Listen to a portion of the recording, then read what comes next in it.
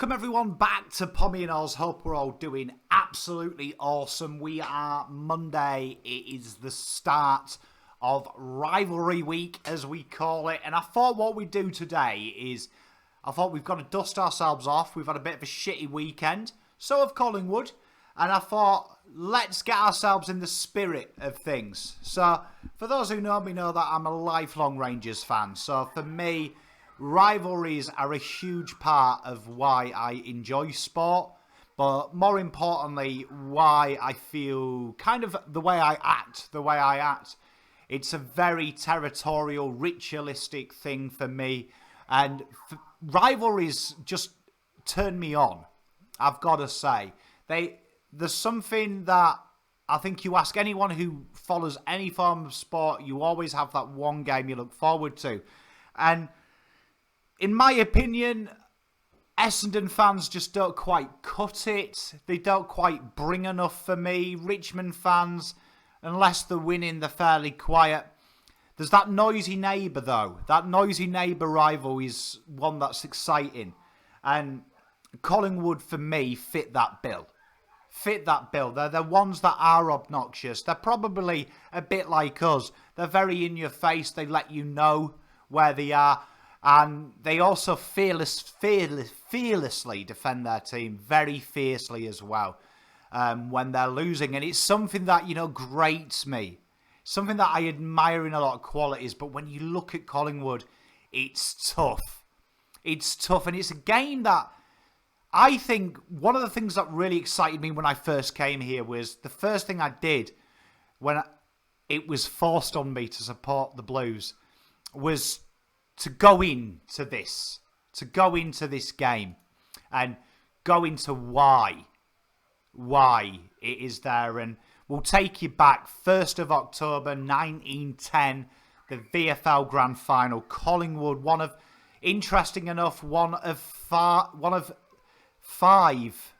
six Grand Finals these guys have contested. The only one they won as well, 1910. Carlton obviously winning 1915, 38, 70, 79 and 81. And shout out to Baza who made me watch one of them. It's one of the greatest comebacks you'll ever see. And this was a game that really started it all. The famous brawl involving a plethora of Carlton players ending up in Dakin. Richard Dakin retiring, but some massive suspensions, 18 months for Shorten and Sheehan, 12 months for Jack and Tom Baxter. Big thing, and it really set the game alight. Do you know what I mean? Considered one of the worst brawls seen at the time, and probably to this day.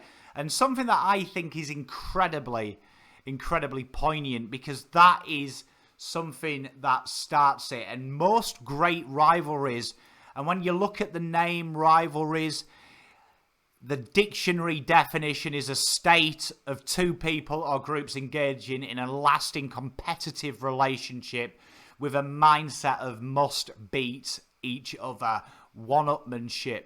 It's a rivalry relationship.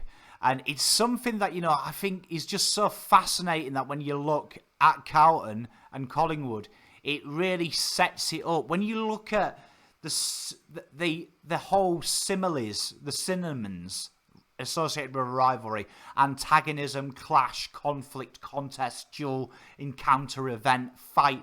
This game has had all of them things. Do you know what I mean? Not just the grand finals, but you go through into these moments, do you know what I mean, that resemble it. The 1970 VFL Grand Final, do you know what I mean? The 44-point lead, Carlton stormed home to steal a flag. The mark, the screamer that Jezza took, Jezzalenko, you beauty. The Harms tap in the 79 Grand Final, the 1981 VFL Final where Carlton dominated in the final term to win that one. Banks versus Rhys Jones. Do you know what I mean? The physicality of that. The Silvani Specky in 87. The Centenary game. The Millennium game. The 7-bound McGann goal from the members' wing, you know, Malthouse versus Apprentice Buckley in the coaching game. Everything, he's got everything, this game. And it's something that I think is just so spectacular about it in the terms of rivalries. The fact that we've had names come through this club. The fact that there's been goals of the year. Who can forget Eddie Betts, his smother of Lockyer and the boundary side, check side goal. Do you know what I mean? We've talked about Mick. Do you know what I mean? We've talked about the Millennium match, the marks of the year. This game really is something that's steeped in footballing folklore. For a lot of players, this game has been an iconic moment in their real history. And the fact it goes from 1910, where the rivalry is thought to be born, the first meet in 1892, we're looking at two of the greatest clubs to ever exist. To ever exist in the AFL. And that is, I don't think that's disrespectful to the other clubs. I think the other clubs would easily admit these are the two biggest clubs, your Rangers and your Celtic, your Manchester United, your Liverpools. And when they go out this weekend and they go to battle, they don't just take themselves, they take a fan base that is hungry and excited for the Richard Pratt Cup, with it being our home game, the Peter Mac Cup when it's their home game. This game has got it all, and it's a game that players are remembered for this game. Do you know what I mean? They are remembered for this game. And they fight for a cause united against cancer. Like we say, the Peter Mac Cup and the Richard Pratt Cup. But it's united in history. It's united in that the AFL, the VFL, whatever you want to call it, doesn't exist without these two teams. And the fans, I think, in the last, definitely for me, I mean, obviously some of the older guys will argue, but I think since the advent of social media and these wonderful channels we have, and Swoop Luke does a marvellous job for the Collingwood one. Much respect. I respect his craft immensely, and we've had some great tussles. For me, that watch-along that we did was the most fun I've ever had. Do you know what I mean? Having about 900 people in the stream, 50-50 cow and pies and great banter and good things. And that's what rivalries mean. For me, obviously, mine comes from a religio-political rivalry, Celtic and Rangers. Obviously, Catholics versus Protestants, and it's something that's really, really heaped in. The three things you don't talk about in the pub, they say, don't they? Politics and your sporting teams are two of the main threes. And that does it. But this is like, it's a geographical rivalry. It's a historical rivalry. It's a success rivalry. And it's one that really warms the cockles in my heart when I think of any rivalry. I just love it. And when you look at the players that have done it, Bill Strickland, who went over there in the late 19th century, early 20th century, and really built a strong team there. Les Abbott, Tom Clancy, Jack Lowe, Harry Curtins, Wally Riley, to name a few. And then in recent times, obviously, we've had Malthouse as the coach, Cam Clarke, Heath Scotland, absolute legend and a great surname, Daisy Thomas, Fasolo. Fuck, God, do you remember him? But, you know, we talked about McGann at the start of the show, and there, a man who played for both sides, do you know what I mean? That 7-goal running bounce, finished his career at Collingwood. And there's just so much here, and players have had big games. Peter McKenna, Jezelenko, Silvani, do you know what I mean? These players that have performed in these games are cult heroes for our club, and it really excites me because you know that take away your Anzac games and shit like that, do you know what I mean, that carry a moniker. Round 23, this is the first time in a long time this game has had something on it. Do you know what I mean? That has had something that matters for both sides. And that is exciting. Do you know what I mean? Usually at this stage of the season, Collingwood have either made the 8 or it's been really mediocrity. Do you know what I mean? Mediocrity, and it's basically jostling for ladder positions and bragging rights. And that's why this game always has something on the line. Do you know what I mean? Always has something on the line because of them bragging rights. And when we go into this game these players need to know the history. There's going to be 85,000 plus at this venue.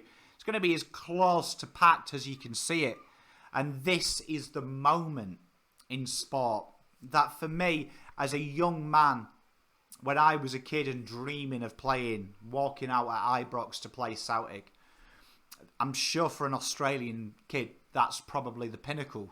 Short of a grand final is MCG, game that matters against two rivals, two big clubs, historic clubs and historic franchises. And one, let's be honest, are the envy of all other 16 clubs. And I really wanted to do this video to just show you how much it means to me, and maybe some people didn't know about it, but more than all, I'm a firm believer that you've got to know about your history, and we're going to do a daily video, I thought, to really build this week up. And I thought we'll start with the history. We've got the history we know. First major Ferrara, the big bro in 1910.